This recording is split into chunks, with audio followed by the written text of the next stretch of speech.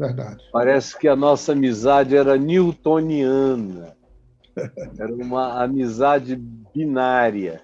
Uhum. E aí, de repente, assim, de maneira einsteiniana, houve aquela subteza de revelação e uma conexão de natureza quântica numa outra dimensão. E parecia que o tempo tinha apenas esperado chegar aquele dia, aquela hora, para Uhum. fazer esse enlace, usando de novo uma linguagem quântica, esse enlace quântico Uhum. entre os nossos corações, de modo que eu aproveito todos os anos nos quais eu te conheci para explicar para mim mesmo a subteza dessa reconexão que foi mais profunda do que qualquer outra conexão que a gente tenha tido na presencialidade, no curso dos anos anteriormente. Foi just like that, uma coisa extraordinariamente nova, linda e boa, e Boa, madura e rica para o meu ser. verdade. Eu acho que nós nos encontramos e nos reencontramos para além de uma agenda, para além de substratos mínimos de teologia. E, e eu acredito nisso, eu acredito que os tempos em que nós vivemos, eles nos chamam para que as bases das nossas relações sequer considerem esse denominador comum, mínimo, denominador mínimo comum da teologia ou da doutrina ou da concordância, porque a gente se encontra numa outra esfera de ética, de apreço, de reconhecimento e de admiração.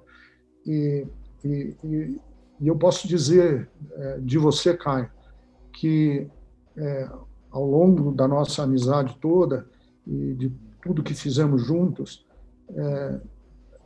nunca tive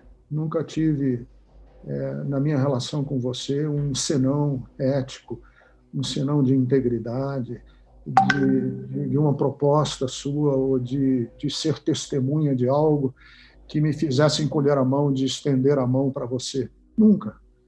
Então, essa aproximação que se dá numa outra base, na base da gentileza, da estima, né? Pessoas que hoje eu admiro, muitos deles sequer conhecem o que eu penso sobre teologia, ou sobre trindade, ou sobre os contornos do concílio de Nicéia e o que foi que eles pensaram. Hoje as pessoas olham para mim, talvez, algumas pessoas, e você também, numa outra base, né, num outro chão comum. E esse chão comum que nos chama hoje, eu acho que a humanidade está precisando do olhar manso, da palavra doce, do coração aberto, das costas desprotegidas. Né? É uma das coisas que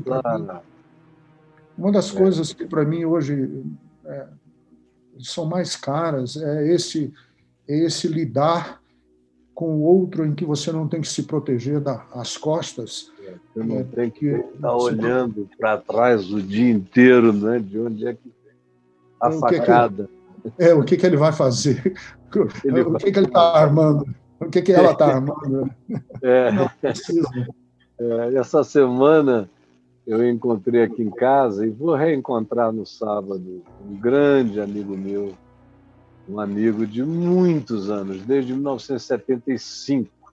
Eu o conheci num dia em que eu fui pela primeira vez falar num programa do Roberto McAllister na TV Tupi, chamado Coisas da Vida, em 75. Ele estava lá cantando e tocando e eu fui para ser entrevistado. Acabou que eu fiquei indo a semana toda lá no programa com o Roberto, com quem eu tive depois uma grande amizade. No fim da vida dele, nos últimos 5 anos, nós nos tornamos muito próximos e muito íntimos, até a partida dele. Então, apesar da diferença de idade, ele me procurou e me escolheu para ser uma pessoa com quem ele queria abrir o coração, num nível de amizade que ele não tinha. E foi o que aconteceu até a dona Glória me ligar dizendo que ele tinha acabado de falecer. Pois bem, então esse amigo estava aqui comigo, e aí no fim da nossa conversa, que foi uma conversa de umas 6 horas, muito papo, a gente se encontra sempre. Ano passado eu estive com ele 3, 4 vezes em Amsterdã, e a gente tem muito assunto sempre, né? E aqui em casa também, a minha mulher é amiga da mulher dele, já de 20 anos para cá, enfim, mas compartilham as mesmas coisas. Aí quando chegou lá no fim da conversa, já 00:30, por aí, ele falou: escuta, Caio, e como é que você consegue se situar nesse novo mundo, e aonde meninas frequentemente gostam de outras meninas, homens gostam de outros homens, aonde tem tanto transgênero passando para lá e para cá na vida da gente, até dentro da família da gente. Aí foi me falando coisas que ele sabe que acontecem na minha família, no meu cotidiano, nos meus atendimentos. E, pois bem, aí eu falei, olha, eu estou absolutamente normal, porque, enfim, o mundo ficou do jeito que o mundo era para mim em 1973, quando eu me converti. Quando eu me converti em 70, antes de eu me converter, o mundo era assim para mim. Foi depois da minha conversão que começa a entrar uma coisa aqui, outra coisa ali, um entendimento acolá. Aí você, quando vê, está cheio de escamas dos outros, são penduradas, penduricalhos em você que não te dizem respeito. Então, há 23 anos, quando eu tomei a decisão de sair desse processo, eu tirei tudo isso e joguei fora. De modo que a mudança do mundo não me afetou em absolutamente nada. Eu estava livre para esses encontros, porque eu só procuro uma coisa. Eu estou dizendo isso na linha do que você disse, de como tudo foi ficando menor com a maturidade, não é?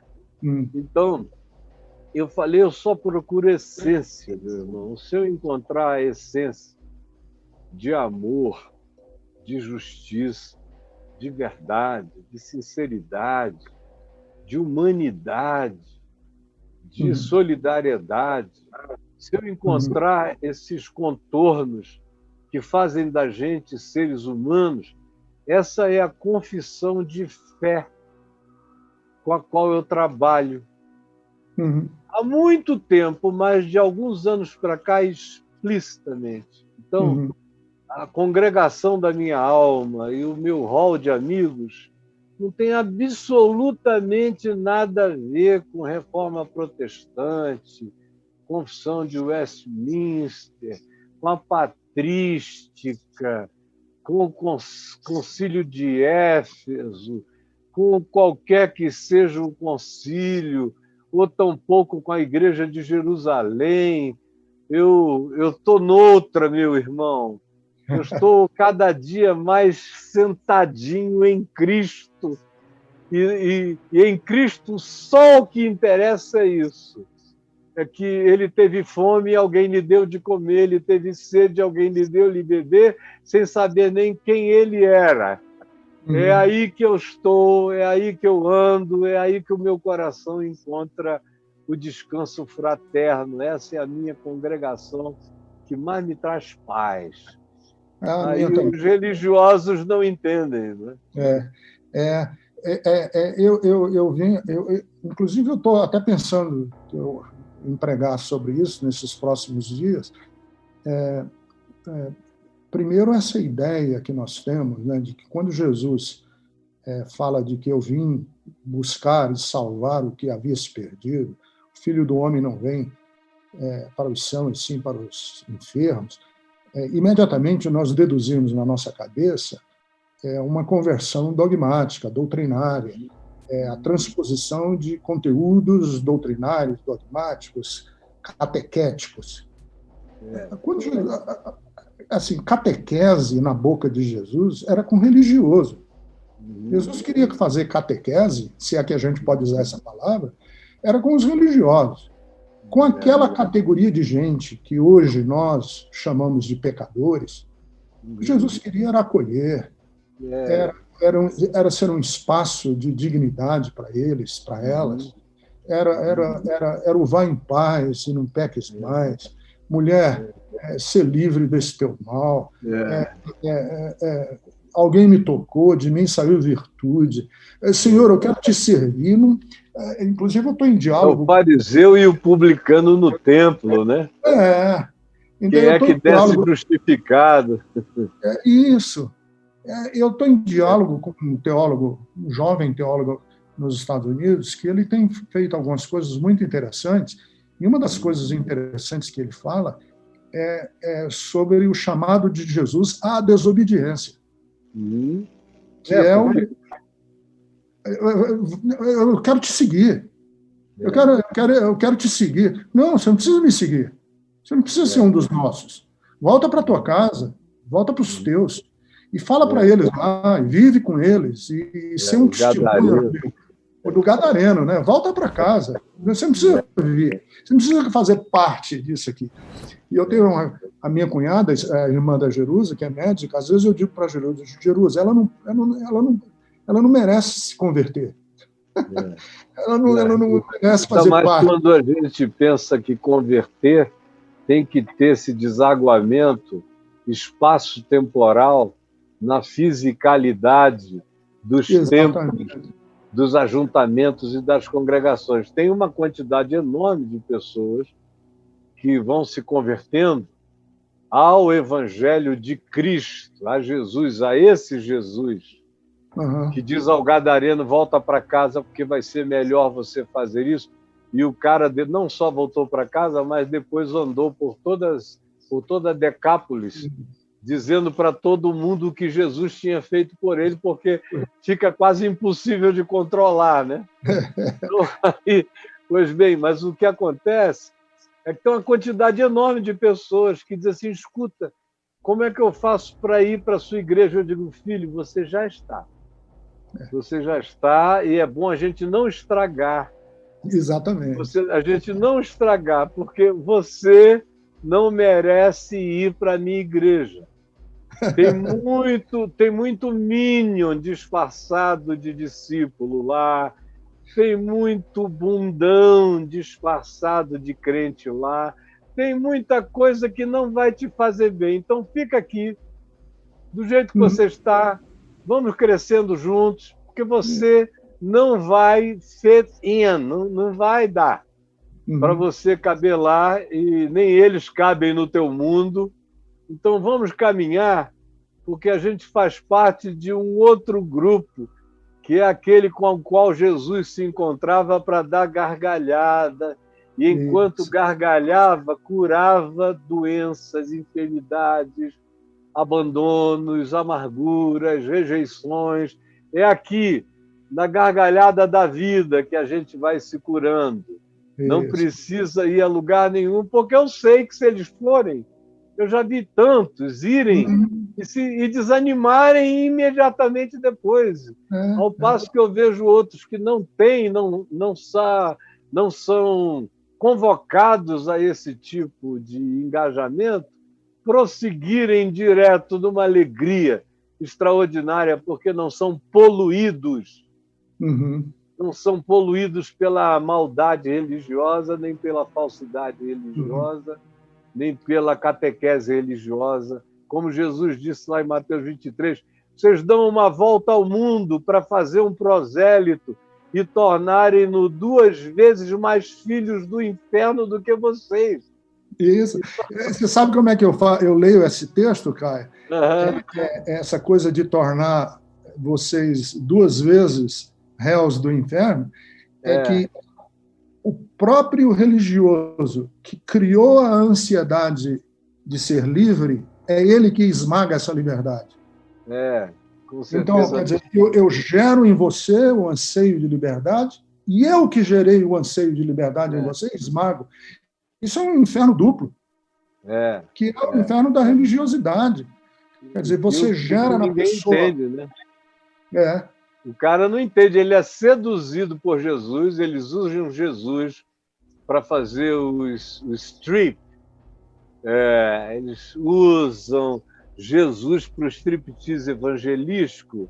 Isso e aquilo, venha, é graça, é gostoso, é isso e aquilo. Aí o pobre do cara vem, bota o pé lá dentro, e aí ele é introduzido, cara, a bruxa má até o fim da vida dele. Ele fica querendo saber onde Jesus foi parar depois daquilo, porque não tem mais nenhum Jesus lá. Exatamente. Por que eu estou vivendo esse inferno se eu, em tese, aceitei Jesus? Né? É duplo, é um inferno duplo. Com certeza absoluta. Meu irmão, olha só, a gente, com a graça de Deus, esse é o primeiro de uma quantidade enorme de outros encontros que a gente vai ter. Vamos. E eu quero visitar a tua casa quando essa pandemia passar. E nós dois estamos naquele grupo de risco e de proteção. Eu estou aqui com várias comorbidades, foram todas adquiridas no ministério. O ministério quase me matou, meu irmão. O negócio de viajar todo dia, durante 25, 27 anos, sem parar, quase me mata. E aí hoje... Gosta muito de viajar quem viaja pouco. Né? É verdade. Hoje em dia eu viajo demais e não saio do lugar.